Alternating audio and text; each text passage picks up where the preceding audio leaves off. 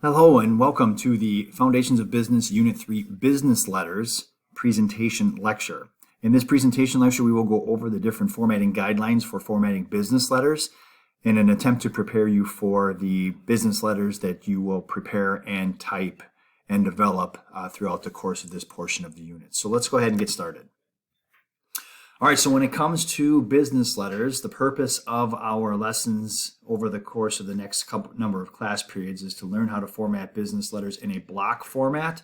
There are other formats as well, like modified block, but block by far is the most widely used. And also an attempt to improve word choice skills when writing different formal business documents. So when we come to a personal business letter in a block style, it's a letter written by any individual to deal with a business of a personal nature. So these are usually sent within the organization themselves or possibly out to vendors and creditors. All parts begin at the left-hand margin. There is no indents on any of the paragraphs for any purpose. So we have everything aligned on the left-hand side. So if you are looking at your letter and you see that you have an indented paragraph that is not formatted correctly, you'll have to make that adjustment. All right, let's take a look at the different formatting areas or sections of a block style business letter. The first part you are going to create is the return address. So this is the address of the organization that is sending the letter. And that is going to go up at the top of the page, and it is going to start 2 inches from the top of the page. And then after that, make sure that you also have the date. So after the return address, the date that the letter is being written, month, day, and year, as well as the city, the state, and the zip code, which is where it goes. It goes right below that in the return address. Note each time the year is indicated with a 2000 and then dash marks, please replace it with the current year. So for whatever the current year is, that's what we're going to insert into that particular letter or that document. Okay, then we move on to the mailing address. So this is the delivery address of the individual who is to receive the letter. So key the first line and then double space below the date. So you can see over here by our image or our illustration, you can see what it's going to look like as this begins to be constructed with the proper spacing. Now, a personal title such as Miss, Mr., Mrs., or Ms. are almost always included, especially if we have this being a professional business letter going to someone else within the organization or a creditor or a vendor. In some instances, we might have a professional title such as director, lieutenant, or even senator. Then we would move on to the salutation. So the salutation is basically the greeting of the individual. So dear whoever the individual is to receive this letter. And it's usually just the first name. In some cases, it is first and last name, but most cases, it is just the first name.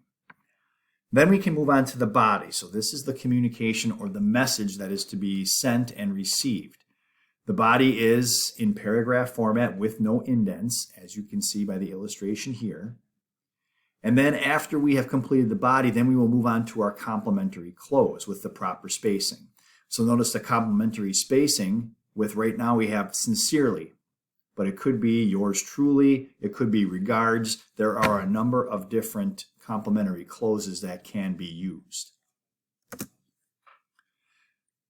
So the complementary close goes right underneath the body. And then we can move on below that. This is the writer. Okay, so it's very important that you understand the writer. So the writer is the individual who is sending the letter. It might not be the individual who has typed the letter, but it is the individual who is sending the letter.